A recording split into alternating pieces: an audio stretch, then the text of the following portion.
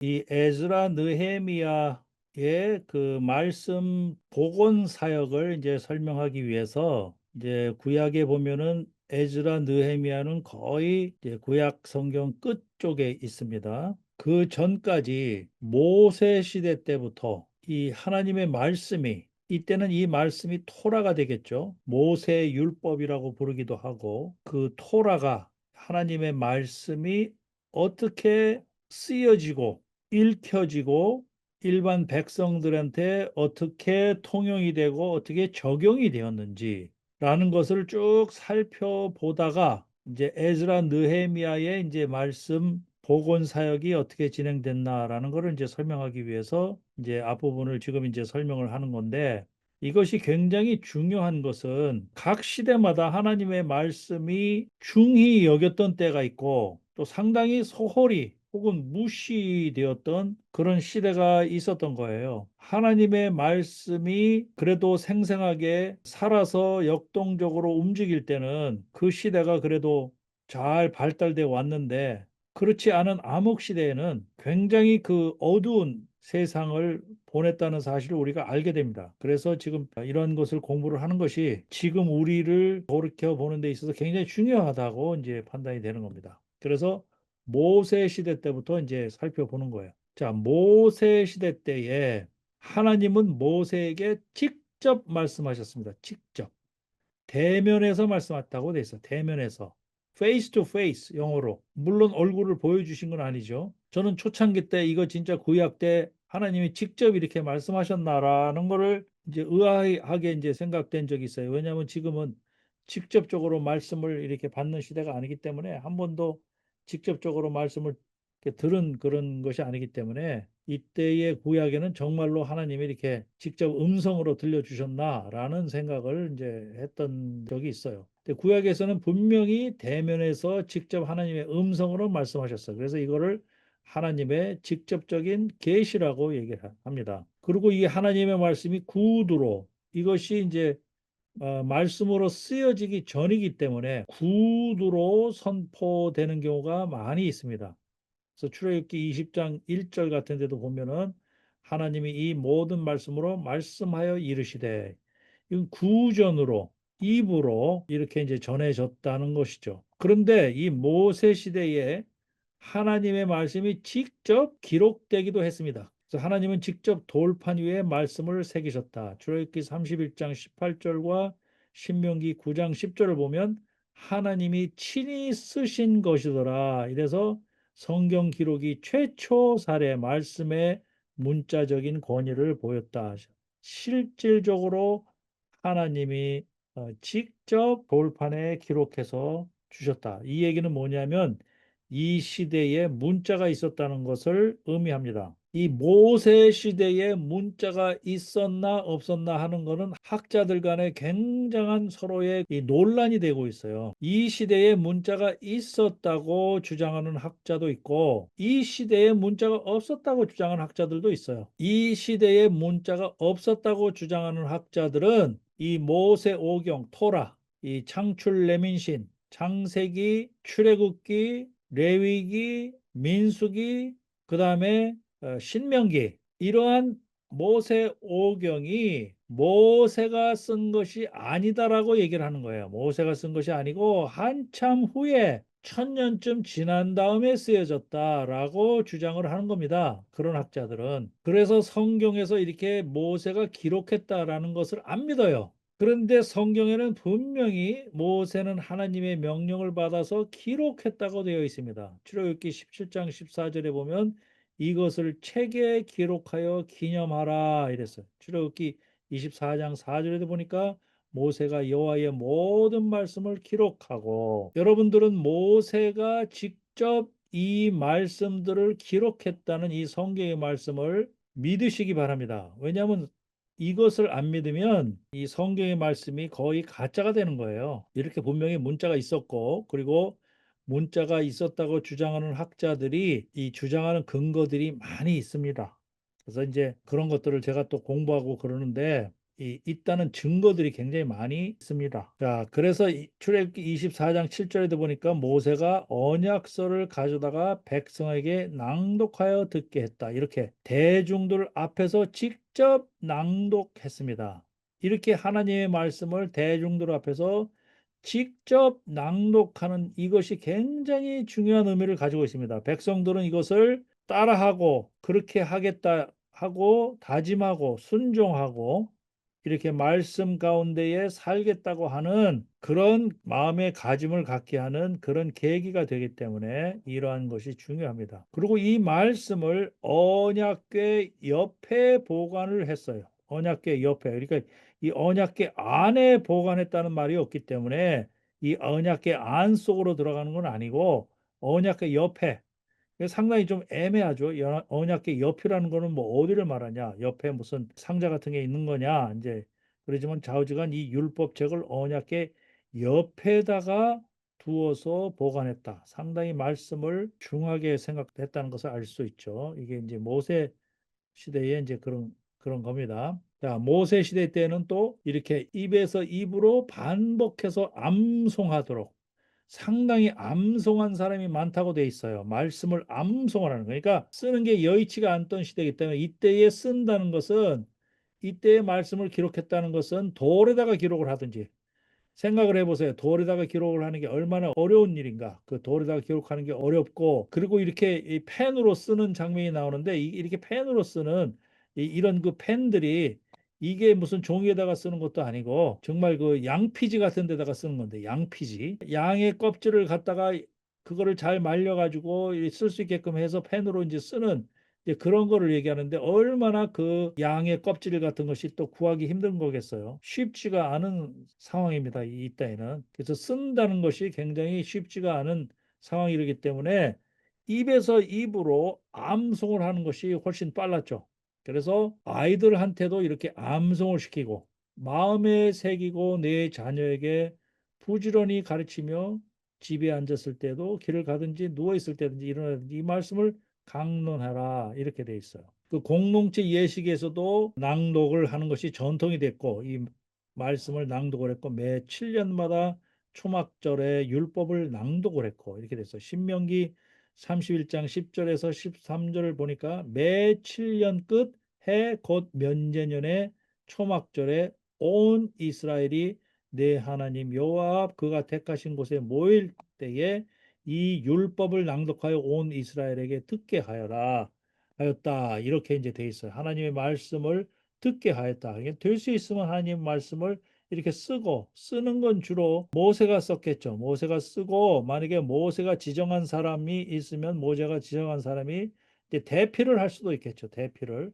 대신 이렇게 불러주는 대로 대신 이제 적을 수도 있을 것이고 그래서 이렇게 제사장 책본에서 율법을 베꼈을 것이다라는 말이 나오는 거예요. 분명히 글자가 있었고 또 적었고 이렇게 읽어줬고 이런 그 일들이 벌어진 겁니다. 그래서 구전으로 전해지는 것과 문서가 이렇게 조화로운 결합을 해서 모세는 하나님의 말씀을 구두로도 전하고 문서로 기록해서 후대에 전했다. 이렇게 돼 있어요. 구전은 기억을 상기해서 이렇게 하는 것이고 문서는 비교적 정확한 것이죠. 이 모세가 하나님을 대면하고 모세가 이렇게 시내산에 올라가서 제가 옛날 강의에도 얘기를 했는데 시내산에 모세가 하나님을 대면하러 올라간 것이 7번입니다. 7번. 7번 올라간 때에 2번은 40일 동안 있었어요. 40일 동안 있는 동안에 한 번은 십계명을 받아왔고 그 다음에 성막에 대해서 자세하게 하나님으로부터 그 말씀을 듣고 성막을 이제 만들기 시작을 했고 이렇게 대면을 해서 전에 들은 것을 이렇게 이제 적기 시작한 거죠. 내려와서 이제 적기 시작한 거예요. 모세가 상당히 기억력이 뛰어났다고 봐야 됩니다. 하나님한테 엄청나게 많이 들은 이야기들을 다 이게 기록을 했으니까 엄청나게 많이 들었죠. 성경을 보세요. 출애굽기나 신명기나 이런 데 보세요. 얼마나 많은 이 복잡한 말들이 있나. 그런 것들을 다 듣고 기억해서 적었다고 봐야 됩니다. 이렇게. 아마 천재급에 가까웠을 거야. 이거 기억하는 거는. 그렇지 않으면 그 많은 것들을 어떻게 기억을 해요? 성막 만드는 걸 한번 보세요. 성막이 얼마나 자세하게 묘사가 되어 있나. 그래서 분명히 우리는 이때에 문자가 있었다. 그럼 무슨 문자냐 하는 것이 이제 또 학자들 간에 그게 이제 논란거리입니다. 무슨 문자냐? 우리는 그것을 고대 히브리어 문자로 보는 겁니다. 고대 히브리어. 그것이 발달이 돼서 이제 히브리어로 발달이 됐다. 이 히브리어로 보지 않는 학자들도 굉장히 많습니다. 그런 학자들은 주로 성경을 안 믿습니다. 성경을 안 믿어요. 자, 그다음에 여호수아 시대 때, 그러니까 이제 모세라는 지도자를 통해서 출애굽 시대에는 말씀이 많이 읽혀지고 쓰여지고 백성들한테 낭독이 되고 백성들은 그렇게 살겠다고 다짐을 하고 그래도 비교적 많이 그랬어요. 그럼에도 불구하고 불평과 불만은 있었고 이 배신하는 경우도 있었고 엄청나게 많은 우상을 숭배하는 경우도 있었고 엄청나게 많은 일들이 있었죠. 그럼에도 불구하고 자 여호수아 시대 때 보면은 여호수아 시대 때는 이게 모세 시대에서 넘어갑니다. 모세 시대에서 그거를 계승을 해서 여호수아에게 이어집니다. 그래서 여호수아 1장 1절에서 2절을 보니까 여호와께서 모세의 수종자 눈의 아들 여호수아에게 말씀하여 이르시되 이래서 모세 시대의 말씀은 여호수아에게 구전과 기록된 형태로 모두 전해졌다. 기록된 율법을 권위 있는 말씀으로 계승을 한 겁니다. 그래서 여호수아 1장 7절에서 8절에 보니까 이 율법책을 내 입에서 떠나지 말게 하며 주야로 그것을 묵상하라.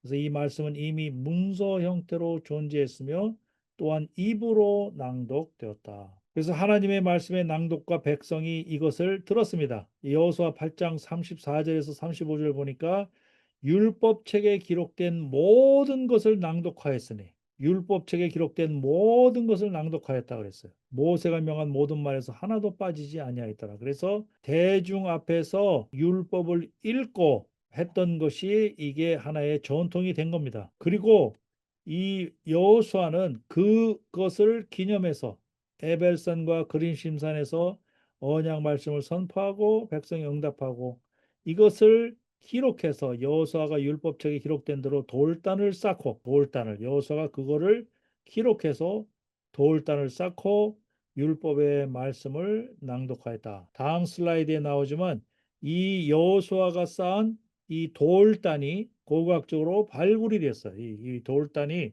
고고학적으로 발굴이 됐어요. 그리고 하나님께서는 여호수아에게도 직접 말씀하십니다. 여호수아 3장 7절, 4장 15절, 5장 2절, 6장 2절에 보니까 여호와께서 여호수아에게 이르시되 직접적인 계시가 여전히 이루어졌습니다. 여호수아까지는 직접적인 계시가 이루어졌어요. 하나님이 직접 말씀하셨어요. 이 얘기를 왜 강조해서 하냐 하면 사사기 시대부터 앞으로 왕의 시대에는 이런 일들이 점점 일어나지를 않습니다. 하나님이 직접 말씀하시는 경우가 점점 일어나질 않아요. 이제 선지자들을 통해서 대언을 하는 경우나 이제 이런 것이 가끔 있지만 다음에 나오는 사사기 때에는 거의 없습니다. 거의 없어요. 하나님이 직접 얘기하시는 때가 거의 없어요. 자, 이렇게 보는 바와 같이 여호수아가 쌓은 돌이 이렇게 고고학적으로 발굴이 된 겁니다. 그래서 성경은 틀리지 않는다. 성경에 기록된 것들이 이렇게 실질적으로 발굴이 됩니다. 여호수아 24장 26절에 보니까 여호수아가 이 모든 말씀을 하나님의 율법책에 기록하고 큰 돌을 가져다가 거기 여호와의 성소 곁에 있는 상수리 나무 아래에 세우고 이랬어요. 이래서 이 고고학자가 여기에서 이렇게 설명하는 이제 장면입니다.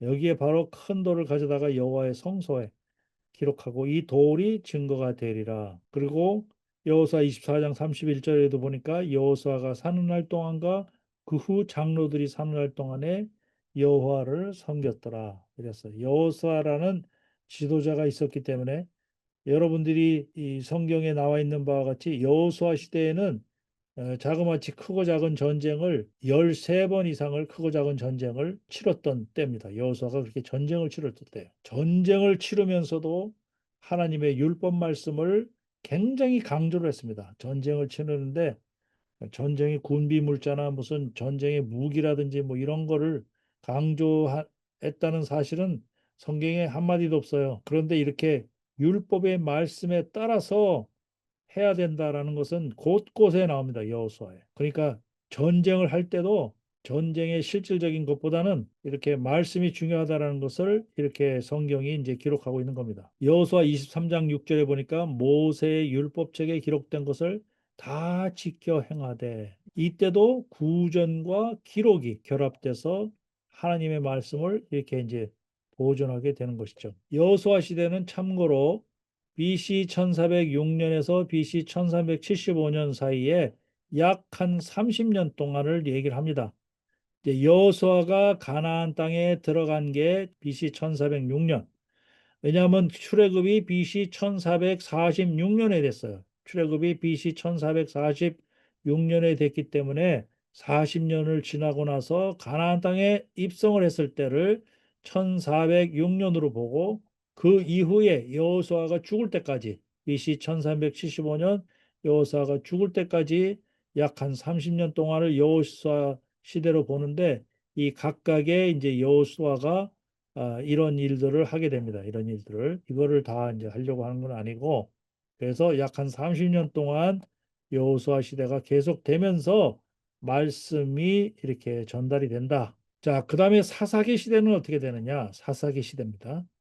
참고로 사사기 시대는 BC 1375년에서부터 BC 1050년까지 약 한 325년 동안, 그러니까 머릿속으로 헤아리세요. 사사기가 약 한 325년 같다. 325년이라는 것은 어느 정도 기간이냐면은 지금 대충 미국이 독립을 해가지고, 미국이 독립전쟁에서 승리를 해서 미국이 독립을 해가지고 지금까지가 약 한 300여 년이라고 보면 돼요. 미국이 독립해서 지금까지가 약 한 300년. 그 기간 동안에 이 사사시대라고 생각을 하면 됩니다. 자, 여호사 이후 직접적인 하나님의 계시는 거의 들리지 않았습니다. 사무엘상 3장 1절에 보니까 이제 요 전에 사사기 시대로 회상해서 하는 말인데, 그때의 여호와의 말씀이 희귀하여 이상이 흔히 보이지 않았다라 해서 여호와의 말씀이 희귀했다고 그랬어요. 아까 출애굽기나 여호수아 시대 때는 여호와의 말씀이 희귀했다는 말이 없어요. 여호와의 말씀이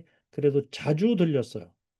물론 모세나 여호수아의 그 리더들을 통해서 한 것이지만, 그리고 장로들과 가정을 통해서 구전 전승을 계속했어요. 사사기 2장 7절에 보니까 백성이 여호수아가 사는 날 동안과 여호수아 뒤에 생존한 장로들이 사는 날 동안 여호와를 섬겼으니, 사사기 2장 7절에 보니까 이렇게 돼 있고, 자, 그리고 하나님의 말씀은 사사들을 통해서 선포가 됐어요. 그것도 많지가 않아요. 사사들을 통해서 선포됐지만 많지가 않다. 여호와께서 사사들을 세우사 그들을 구원하게 하셨으나 그들이 돌이켜 여호와를 떠났다. 사사기 6장 8절에 보니까 여호와께서 한 선지자를 보내사 이스라엘 자손에게 이르시되 여호와께서 이같이 말씀하셨다. 자, 이렇게 이제 이게 사사들의 명단인데, 이게 이제 컴퓨터 그래픽이 그린 거예요. 오니엘이고 에훗이고 스간이고 토아르고 뭐 이렇게 쭉 이제 사사들이 있어. 드보라도 있고 삼손도 있고 에훗도 있고 뭐 입다도 있고 많이 있었는데, 이 사사들을 통해서 말씀이 간간히 있었지만, 이 시대는 한마디로 암흑의 시대입니다. 하나님의 말씀이 거의 들리지 않는 암흑의 시대는. 그러면 어떻게 되겠어요? 이게 325년 동안 암흑의 시대라는 것은 뭐를 말하는 것이요? 상당히 좀 황당한 일들이 많이 일어났던 그런 시절입니다. 그래서 이런 하나님의 말씀을 그래도 전하고 싶은 사람들은 이렇게 찬양으로, 찬송과 노래로 불러서 이 말씀을 대신하곤 했습니다. 사사기 5장 1절 3절에 보니까 그때 드보라와 바락이 노래하여 이르되 여호와를 찬송하라. 처음으로 여호와를 찬송하고 노래하고 하는 일들이 벌어지기 시작했습니다. 그래서 이 사사기 21장 25절에 보니까 그때의 이스라엘에 왕이 없으므로 사람이 각각 자기 소견에 옳은 대로 행하였더라. 어떻게 보면 왕이 없으므로 이런 것이 아니라 말씀이 없으므로. 왕이라는 것은 지도자를 통해서 주로 이런 말씀이 전달해 내려왔는데, 뭐 모세나 여호수아가 왕은 아니지만 그래도 지도자를 통해서 하나님의 말씀이 이렇게 대신 대언이 되었는데, 왕이 없기 때문에, 그런 리더가 없기 때문에 말씀이 없었다라는 의미인데, 결국은 이 말씀이란 얘기가 되는 거죠. 말씀이 없어서. 그래서 각각 그 소견에 옳은 대로 행하였더라. 자기가 생각하기에 각각 옳은 대로 행한다는 것이 얼마나 그것이 위험하다는 것을, 자기 깐에는 이게 맞는다고 보고 행하는데 그것이 결과적으로는 얼마나 잘못된 길로 가는 것인지는 예문을 보면 압니다. 지금도 마찬가지예요. 말씀에 밑바탕이 없이 자기 소견대로, 자기 생각대로 행하는 것이 얼마나 어리석은 결정이 내려진다는 사실은, 그리고 하나님의 말씀도 자기 멋대로 해석하는 거죠. 정말 하나님의 말씀을 자기 멋대로 해석하는 게 너무너무 많은 것 같아요. 너무 많아. 어떤 경우에는 정말 디스커스팅한 경우가 많습니다. 정말 구역질 날 정도로 자기 멋대로 해석하는 거예요. 자, 사사기 입다의 경우를 한번 봅시다. 사사기의 입다입니다. 입다. 이 사사 중에 한 사람. 자, 이 입다가 어떻게 했어요? 암몬 자손을 내 손에 넘겨주면 내가 암몬 자손에게서 평안히 돌아올 때에 누구든지 내 집문에서 나와서 나를 영접하는 그는 여호와께 돌릴 것이니 내가 그를 번제물로 드리겠나이다 이랬어요. 자, 입다가 이게 장군인데 암몬 자손을 내 손에 넘겨주면, 내가 암몬 자손을 이기면 내가 고향으로 돌아갈 때에 누구든지 나를 제일 처음 나를 영접하는 그를 여호와께 번제물로 드리겠다, 이렇게 서원을 해버렸어요. 이렇게 서원했어요. 그러고선 이겼죠. 암몬 자손에게 이겼어요. 입다가 암몬 자손에게 이르러 그들과 싸우더니 여호와께서 그들을 그의 손에 넘겨주심에 아로엘에서부터 민니세일까지 20성읍을 치고 또 아벨 그라빈까지 매우 크게 무찌르니 이 암몬 자손이 이스라엘 전 앞에 항복하여더라. 이긴 것까진 좋았는데 입다가 고향으로 가서 보니까 미스바에 있는 자기 집에 이를 때에 보라, 그의 딸이 소고를 잡고 춤추며 나왔어요. 아니, 제일 먼저 나와서 영접하는 사람을 번제물로, 하나님의 번제물로 드리겠다고 그렇게 서원을 했는데 제일 첫 번째 영접한 사람이 하필이면 자기 딸이에요. 그의 무남 동료래. 하나밖에 없는 딸. 입다가 이를 보고 자기 옷을 찢으며 이르되 어찌할꼬 내 딸이여, 너는 나를 참담하게 하는 자여, 너는 나를 괴롭히게 하는 자 중에 하나이다. 내가 여러 행하 입을 열었으니 능히 돌이키지 못하리로다. 한 번 여호와께 서원을 했으니까 자기의 말을 돌이킬 수는 없으니까 이거 어찌하면 좋으냐?